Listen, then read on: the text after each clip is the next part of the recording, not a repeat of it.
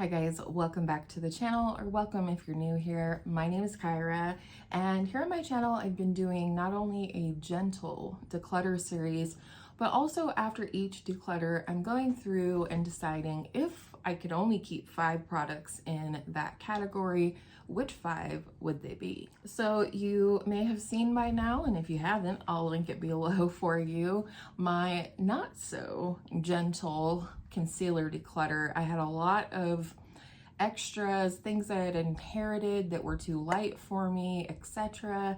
And now I have calmed my collection down to a place where I can really look critically at my products and decide which products I would keep if I could only keep a handful. So today we're talking about concealer, like I said, and we're gonna get into it right now. So I think I'm gonna do these in order of like coverage, weight on the under eye, things like that. And it's going to start off with the most budget-friendly concealer in my collection, and it is still 100% a favorite. You'll also probably see that I'm working on panning this one, but I do have another shade of this in my collection because I frequently do that. When I really like a concealer, I will get 2 shades so that I can wear it all year long. With foundations, I'm more likely to just use a mixer or mix foundations, but with a concealer, I don't love using more than one on the under eye at a time. So the first one is the Maybelline Fit Me concealer. I absolutely love this one. It has a light coverage, and that's part of what I like about it. It's perfect for my hyperpigmentation. You can see, you can see things through it even without it being blended out. But it is a beautiful formula. It is hydrating, but like I said, it's light coverage, but it is buildable, or I should say flexible. And what I mean by that, I'm sure a lot of you know that if you want your concealer or things like that, your coverage products, to have a little extra oomph, a little extra coverage, then you can let them sit on your face for a minute or 2 before you blend them out. That allows them to thicken up a little bit before you blend it out, and it gives just a little bit more coverage. This is the perfect concealer for that. I specifically love this one for hyperpigmentation. I have quite a bit over my upper lip. I have some under each eye or on top of each cheekbone, however you want to look at it. And the sheerness of this product works beautifully for that, because I am typically using this to just bump up the coverage just a tiny bit without looking heavy. And that's the thing, like I could jump into any full coverage concealer, throw it over the upper lip, and it will cover, but it will look like makeup, and I don't like that, especially as I get older. I'm 42. And I do have fine lines around my mouth, and because of that, makeup can look really heavy there if I'm not careful. So this one is the perfect one for that. And same with any sunspots or discoloration on the rest of the face, because it's going over foundation. It's just enough extra to cover up, my sins. The next one in terms of coverage and weight of the formula is another drugstore concealer, and it is the NYX Bear With Me Concealer Serum. This is the shade Vanilla, which is my perfect shade. I will warn you, however, that vanilla in this product is not the same as vanilla in the other NYX concealers. I just want to put that out there. They just aren't the same. I've had vanilla in several different formulas. So here it is. I actually really enjoy that it is in a pump bottle. I love an airless pump, so I know exactly how much product I have left. And this one is just ever so slightly more hydrating. It's a little bit more thin, but it has a little bit more coverage, in my opinion, than the Maybelline Fit Me. This is going to maybe be double the price of your Maybelline Fit Me. Typically, you can find this one for less than $5. I believe this one runs around $10, but you do get a lot of product in here. So the Fit Me is 0.23 fluid ounces, and the NYX is 0.32 fluid ounces. And this one is one that also works on hyperpigmentation, melasma, sunspots for me, and doesn't look makeup-y. The other thing I love about this product is I actually like to wear it as my only coverage product sometimes, and you know, at the time of the year that this would be my skin tone. You can see it has a nice finish. It's a skin-like finish. I wouldn't call it radiant. And while it's called a concealer serum, it is lightweight like a serum, but it is not dewy or over the top like a serum would be.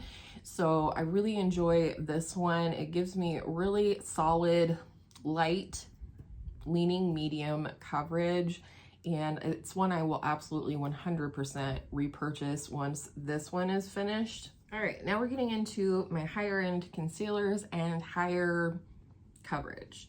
So at a solid medium coverage, but not from the drugstore, one of my top, if not my very top concealer is the LANCôME Teint Idole Ultra Wear Concealer. It's called a multitasking buildable coverage concealer.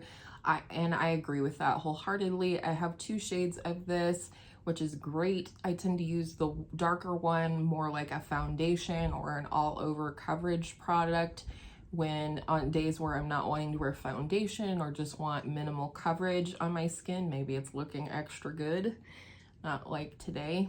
Also, the hair is wet, so I look like a wet dog, that's why. This is the most thin in terms of weight compared to all of these products. And I don't know if you'll be able to just tell, it's not creamy. Well, I mean, it is, but it's not creamy. If you would pull this wand out, you're not going to get a stiff peak like if you were, you know, whipping some cream or something like that. It's very liquidy on the doe foot. Whereas when you pull out the doe foot from the Maybelline, if you will, you could see there, you know, we have like a little stiff peak there. So that gives you hopefully some idea of the weight of this product. And it's just beautiful. While it has really solid medium and buildable coverage, it is also very buildable. If you want to work in small layers, you need a little bit of extra coverage in certain areas. This is an amazing concealer for that. You also get a ton of product in here. You get 0.43 fluid ounces in here. I did purchase this one, and full disclosure, I do get some PR from LANCôME. I purchased this one myself. The second shade came in a PR package from them, but I just love this. This is, like I said, my top concealer. It has a beautiful, just skin-like finish. As you can see, it's not radiant, but it's certainly not matte. And I couldn't recommend this one more. It's just great, period. In fact, I would love to have a foundation that is exactly this formula. I would be a very happy girl. Next, in terms of weight and coverage, is the Huda Beauty Faux Filter Concealer. I really enjoy this one. I did receive this one in PR, but I am very happy to have it. As you can tell, it's one of my top favorites. It has a really fun sort of fat, bulbous doe foot. And again, you're not looking at stiff peaks here. It's very liquidy. This is about a medium weight or thickness, I would say, but it is really nice coverage. So here it is before I blend it. I don't know exactly what they mean by luminous matte. Maybe that it isn't like matte in its appearance, but it is, you know, it dries down completely. I could see that. I do think that it does set down completely. You would not have to set this one, I don't think. All the rest of these I definitely would recommend setting, but this one I wouldn't think you would have to. It's got a really solid medium to full coverage, and I really like this one for when I need that. When I really need that coverage punch, then I really enjoy this one. This is a solid medium weight. It's not heavy, it's not thick. Like I showed you, there's no stiff peaks on the doe foot when you pull it out, and I like it. And again, here's, you know, the dried finish. It's not tacky, it doesn't feel thick.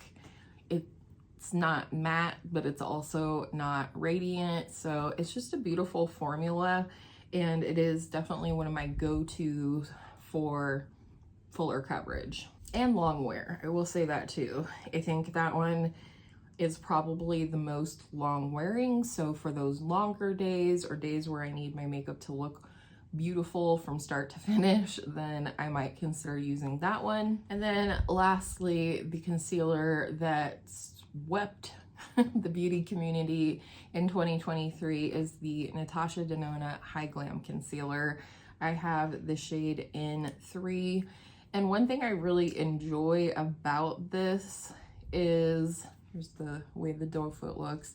I wouldn't call it a stiff peak, but it's definitely not as liquidy. The neutral shade of this one is really nice for me, especially during the summer.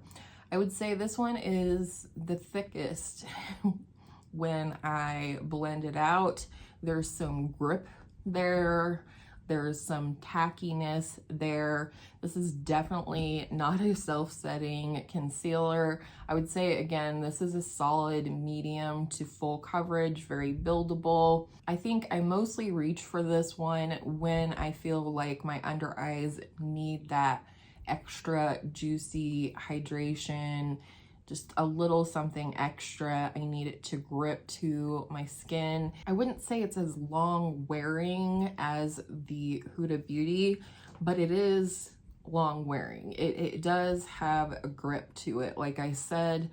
And some people, I don't know, you know, if you have very, very delicate under eye skin, I don't know if this would be a good concealer choice for you, but it does really well on my under eyes. It's just a little thicker, a little bit more sticky or tacky, but at the same time, it has a grip to it, and it looks very hydrated and natural under the eye. You do have to be careful, I feel like, not to use too much product with this one, especially under the eyes. And for me and my combo oily skin, this is too heavy, too thick, too juicy to wear on the rest of the face.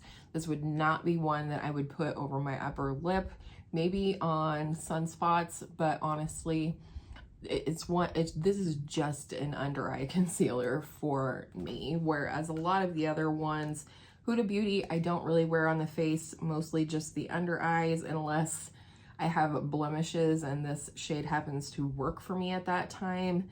But these are the 3, the NYX, the Maybelline, and the LANCôME, that I would recommend for both under eyes and face. So those are the 5 concealers I would keep if I could only keep 5. You'll notice I don't have a pot concealer here as much as I would like to have a pot concealer here. I just don't use them enough, I don't think, to include them in a roundup of the only 5 that I would keep, because I just am not in that place with my skin right now. I don't have a lot of acne to cover up. Most of these will suit to cover up, you know, the discoloration and hyperpigmentation that I have on my skin.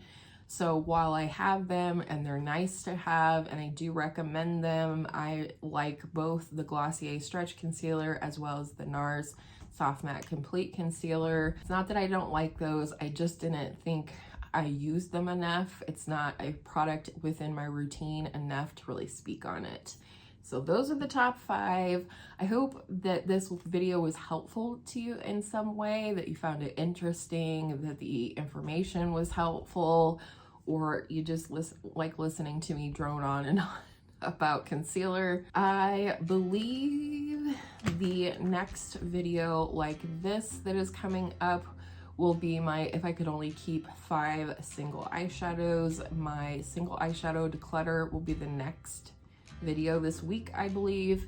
And so stay tuned for those videos. I am also going to be getting back to, you know, your regularly scheduled programming of just other stuff, get ready with me's, some educational videos that you guys have requested. Thank you very much for that. Always feel free to leave requests in the comment section. I always do my very best to include those things in my content. And I hope you're having a great day or night wherever you are in the world today. And I hope all of your makeup days are absolutely beautiful makeup days. And I will see you in my next video very, very soon. Bye.